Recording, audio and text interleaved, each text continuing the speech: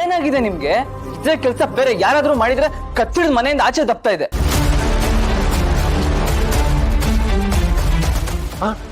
ಅವಮಾನ. ನಾನು ಈ ಮನೆ ಬೀಗ, ನನಗೆ ಎಷ್ಟು ದೊಡ್ಡ ಅವಮಾನ. ಮುಚ್ಚಯ್ಯ ಬಾಯಿನ. ಬೀಗ ಅಂದ್ ಮಾತ್ರಕ್ಕೆ ಮನ್ಸಿಗೆ ಬಂದಾಗೆಲ್ಲ ನಡ್ಕೋಬೋದಾ? ಬಾಯಿಗೆ ಬಂದಾಗೆಲ್ಲ ಮಾತಾಡ್ಬೋದಾ? ಹೆಣ್ಮಕ್ಳು ಇರೋ ಮನೆ ಇದು. ಈ ಮನೇಲಿ ಈ ರೀತಿಯಲ್ಲಿ ನಡ್ಕೊಂಡ್ರೆ ಸಹಿಸ್ಕೊಂಡು ಸುಮ್ಮನೆ ಇರ್ಬೇಕಾ?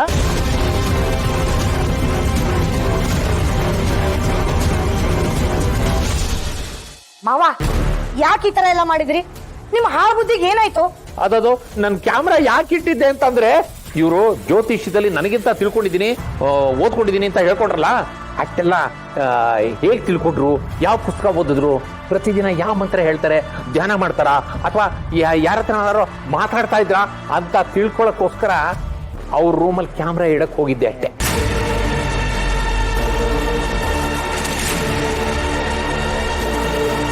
ಯಾಕ್ರಿ ಸುಳ್ಳು ಹೇಳಕತ್ತೀರಿ? ನೀವ್ ಹೇಳ್ತಿರೋದು ಸತ್ಯ ಅಲ್ಲ ಅನ್ನೋದು ಇಲ್ಲೆಲ್ರಿಗೂ ಗೊತ್ತದ್ರಿ. ಹೌದೌದು, ನಿಮ್ಗೆ ಎಲ್ಲ ಗೊತ್ತಿರೋದು. ಹೀಗೆ ಪ್ರತಿ ಸಲ ನನ್ಗೆ ಅವಮಾನ ಮಾಡ್ತಾನೆ ಇದ್ದೀರಾ. ನೀವೇ ಎಲ್ಲ ತಿಳ್ಕೊಂಡಿದ್ದೀರಾ, ಎಲ್ಲ ಅರ್ದು ಕುಡಿದು ಬಿಟ್ಟಿದ್ದೀರಾ ಅಂತ ಅನ್ನೋ ತರ ಆಡ್ತೀರಾ.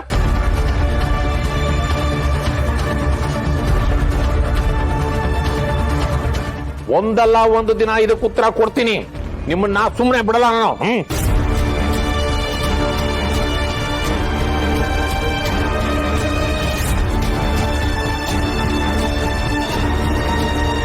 ಅಮ್ಮ, ಅವ್ರ ಪರವಾಗಿ ನಾನು ನಿಮ್ಮ ಹತ್ರ ಕ್ಷಮೆ ಕೇಳ್ತಾ ಇದ್ದೀನಿ.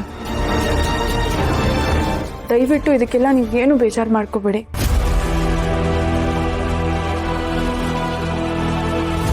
ಹೌದು, ಮಾವ ಯಾವತ್ತೂ ಈ ತರ ಆಡ್ದವ್ರಲ್ಲ.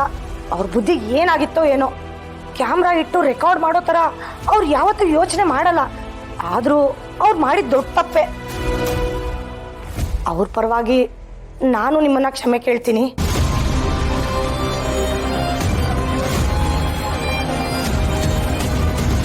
ಕೇಳಿ ಕೇಳಿ, ಎಲ್ರೂ ಅವ್ರ ಪರವಾಗಿ ಇವ್ರ ಹತ್ರ ಕ್ಷಮೆ ಕೇಳಿ. ನಿಮ್ಗೆ ಯಾರಿಗೂ ನನ್ನ ಗಂಡನಿಗಾದ ಅವಮಾನ ಮಾತ್ರ ಕಾಣಿಸ್ತಾ ಇಲ್ಲ ಅಲ್ವಾ?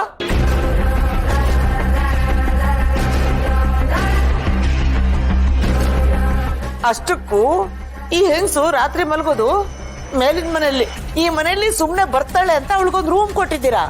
ಹಾಗಂತ ಆ ರೂಮ್ನ ಈ ಹೆಂಗಸಿನ ಹೆಸರಿಗೆ ಬರ್ಕೊಟ್ಬಿಟ್ಟಿದ್ದೀರಾ?